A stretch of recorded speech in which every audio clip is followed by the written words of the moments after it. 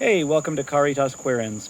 In this video series, we're taking a look at some common objections to Christian universalism, or apokatastasis, the doctrine that, in the end, all shall be saved and enjoy full union with God. So in this video, I'd like to take a look at the objection, which actually came up in one of my earlier videos. Somebody commented on this, and I thought it was worth doing a video on. And that is the objection that if Christian universalism is true, then why is it that so few people embrace it and believe it? Now, before we get into that, I want to just I want to kind of poke back a little bit and say, I'm not 100% sure that that universalism is as small a belief as sometimes people make it out to be, especially when we look at not just the current day, but if we look at all of the history of Christendom.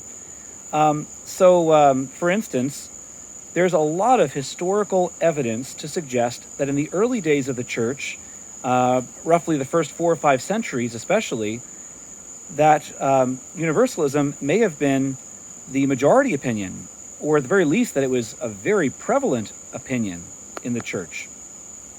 And bear in mind that this was also the time of the martyrs, when a great number of Christians were literally being tortured and killed for what they believed. So, I got to think that if being Christian was basically tantamount to signing your own death warrant, and if this was a common belief, that kind of stands for something, doesn't it? Besides that, even since those early days of the church, it seems like there have always been some Christians who have embraced apokatastasis. So when we look at, for instance, St. Gregory of Nyssa is a very commonly mentioned one, and Origen, St. Isaac of Nineveh, Maximus the Confessor, St. Macrina, Julian of Norwich, and even up into the more present-day age, we see a number of people embracing universalism.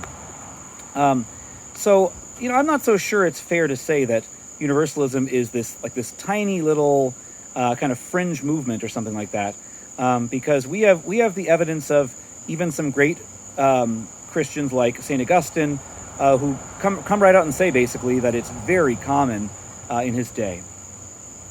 But be that as it may, let's address the issue anyway. Okay, so even if it's true that throughout history, let's say that the minority of believers have embraced universalism. I'm going to adjust the phone a little bit here because the sun is setting behind me, and so it's kind of casting a glow on the video, it looks like. Okay, so hopefully that's better.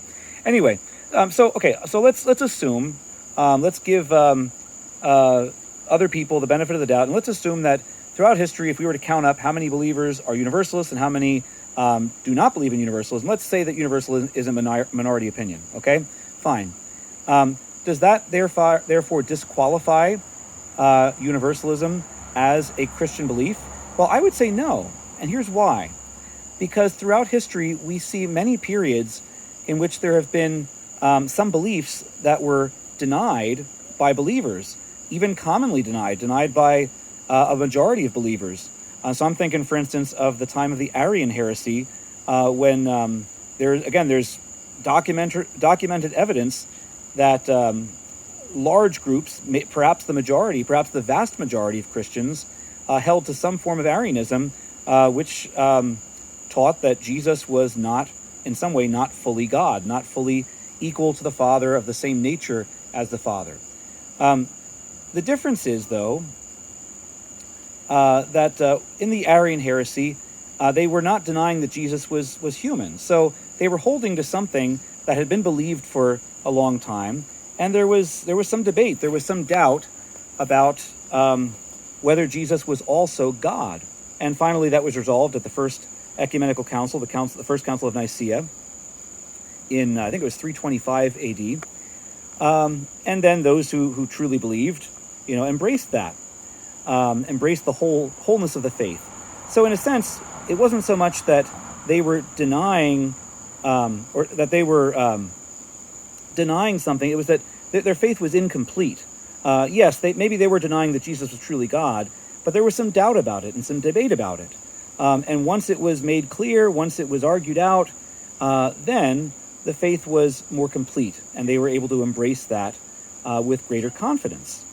So I would argue that there may be something kind of like that going on with universalism.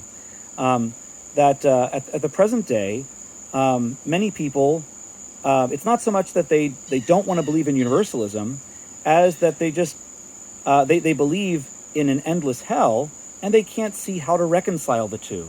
And therefore they think, well, if endless hell is a reality, then I guess universalism can't be true, and so they reject it. Just as, for instance, during the Arian heresy, my guess is that a lot of believers thought, okay, well, I know that Jesus is truly human. I mean, he suffered and died on the cross for me, but I don't see how he could be human and God, equal to the Father, of equal nature with God at the same time. So if he's truly human, then I guess he can't be truly God as well. When it was finally again argued out and explained, people then had confidence. They could say, oh, now I see, I can reconcile the two, it makes sense, and so I can embrace the fact that Jesus is both human and divine. And I think that something like that is going on with universalism. I believe, now there's a difference though, I mean it's a difference of duration. The Arian heresy did not last as long as this period in which many people have rejected universalism. But as I said, there have always been some believers who have believed in universalism. And in fact, I would say, it seems to me, I haven't seen any studies about this or any surveys or anything like that, but it seems to me that actually the number of people who are embracing universalism, or at least open to it, has been increasing for roughly the last 150 years or so, especially since, I would say, about the 1800s, okay? And even in the Catholic Church, of which I am a member, where, the church pretty much clearly teaches endless hell, nevertheless, we've seen over the last 100 years or so, many great theologians and leaders of the church, including several popes, who seem to be much more open to the idea of universalism. So it's my opinion that actually it's growing. And I believe that eventually, once this gets argued out and people can see the relation between universalism and belief in endless hell and see that the two are not mutually exclusive, but that in fact they are harmonious, and I would argue they're actually mutually enriching one another, that the doctrine of endless hell and the doctrine of universalism actually perfect and complete each other. I would say once we're able to argue this out, and maybe it'll take an ecumenical council, I don't know, it's probably going to take some time, but I think then people will be more confident in embracing universalism because they'll say, oh, I see, now it doesn't seem like I have to reject universalism if I accept the doctrine of endless hell. I can accept both. It doesn't have to be an either or. And that's what I pray. That's part of the reason why I'm making these videos, and why I encourage, if you're watching these videos, I encourage you, please share them with other people you think might be interested. Even if you think they disagree, they don't agree with universalism. I want to have dialogue. I want to talk this out. I want to wrestle through this so that eventually we can see more clearly how the doctrine of apokatastasis, or universalism, and the doctrine of endless hell can fit together and, in fact, mutually enrich one another. So I encourage you, please share with others you think might be interested. If you're interested, also like and subscribe. That'll help me to make more of these videos, hopefully. And please leave comments. If you have any feedback, whether it's positive, negative, just want to share your experiences, I love to hear from you. And I think it takes a lot of bravery and a lot of vulnerability to be able to share some of your own experiences. But I will admit, it's been very helpful for me to connect with some of you who have left comments and to realize that I'm not alone. There are other people out there who have gone through similar experiences that I have, who have similar beliefs that I do. And, I think that's great. And I'd love to connect, and I'd love to further this dialogue about universalism and how it might fit in with the rest of the Christian faith. I think in reality as well, I would say this, that even if a majority of believers do not accept universalism, I think that many, I would say probably most, want to. I've talked with people who are not on the same page as I am, who don't agree, who don't accept universalism, but who say things like, I would love to believe in universalism. it's so beautiful, but I just don't see how it can be true. They'll say things like, it sounds too good to be true. It's like wishful thinking. And that shows me that most people want to believe in universalism. They just don't see how it could be true. They just don't see how it could be reconciled with the rest of what they believe.